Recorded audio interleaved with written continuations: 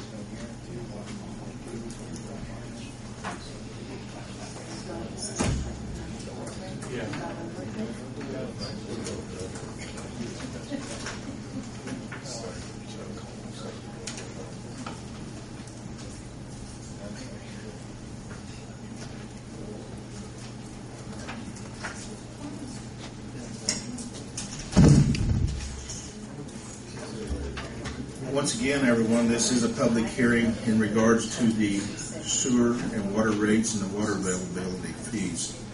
If anyone would have any comments or anything, please feel free to walk forward.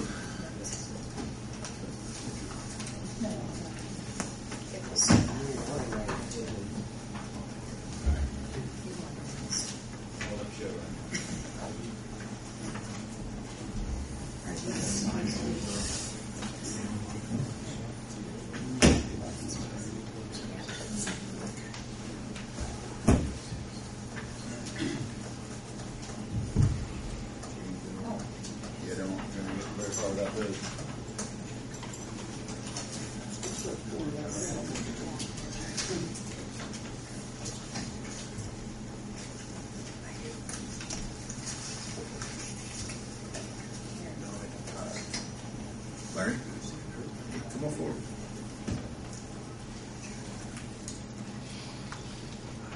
Mr. Mayor and Council, I'm Larry Bauer, and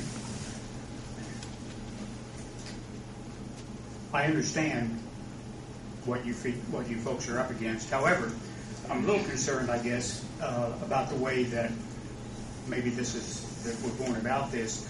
Mr. Mayor, I think 3 years ago you probably would have given a 10-minute speech on increase in revenue enhancements and these kinds of issues, and how we shouldn't do these except as a last resort. I realize that our experts on ball have come to you with their final analysis of what is needed to be done. However, we need to keep in mind that they're only working with the numbers that they've been given. Okay? If they understand that our revenue is so much, and we have projects totaling so much, and our expenses are going to be so much, they come back with the answers as to what has to be done. I think rather than to pull the trigger on a 3-year incremental increase, I think I would have rather have seen a 1-year increase revisited on the second year, and I understand that we've talked about looking at that. I only know what I've read in the paper, by the way, so I understand that we've talked about looking at these. It is an amendment to the ordinance. Okay, great. All right, if it's an amendment to the ordinance, then it's going to be out there, and the public is going to understand what we're doing, even in an election year. Yeah. Okay? Yeah. Okay? Which I know we all shudder to think about those things, but I think that we just need to, at every possible opportunity, look to tighten our belts here, because 5% and 5% and 5% compounded, because we all know it's going to be an extremely difficult pill to swallow. Yeah, you're absolutely right. Hey, Larry, hold on a minute. I really appreciate you coming forward. I really do. It gives us a chance to communicate to the public as well. instead of just making speeches, if you will. And we've also incorporated something else that the people are not aware of. And Donna, what's the correct name for what we're doing in June, July, August, September? The summer sewage credit? Summer sewage credit. For those 3 months where a lot of people water their lawn, wash their cars, top their pools off, there will be a credit given on that. Is this something that needs to be applied for on an individual No, it's going to be case-by-case automatic. basis? Or It's going to be automatic. And Donna, how do we come to those? That rate.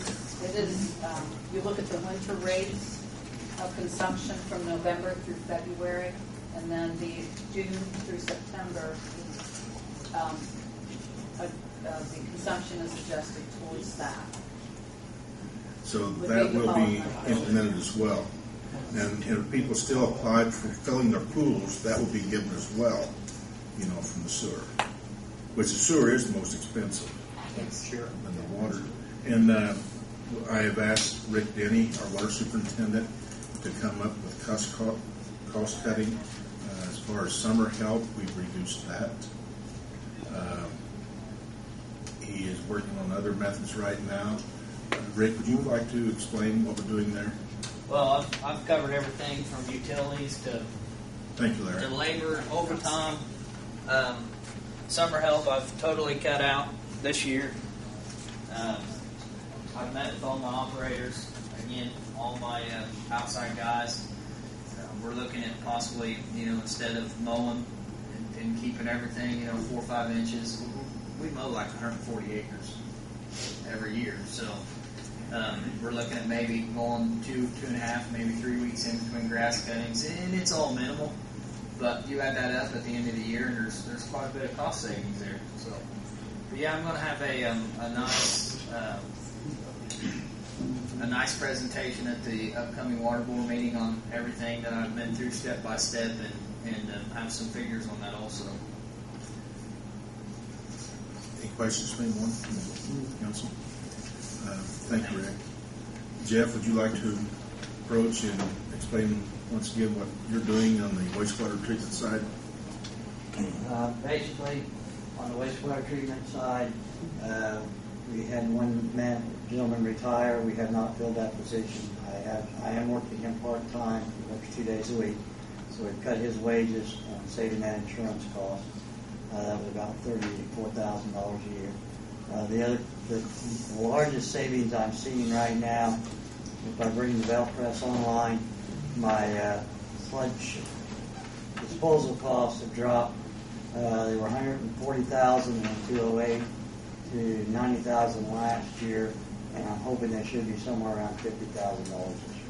Well, you also, Jeff, did we save money by checking cost for the hauling away of the? Yeah, the cost was also, by bidding it, we got 2 local people to give us cost on disposal or landification, both liquid and solid. Since now we have the belt press, I can use solids. The solid came in cheaper than the liquid by quite a bit, and that's where a lot of the cost savings is at. The belt press was put on, we started up last September with the new plant expansion, so that will save us some money. We're also looking at some energy saving things where trying to shut down some equipment. I know the water usage as far as being billed is less going there.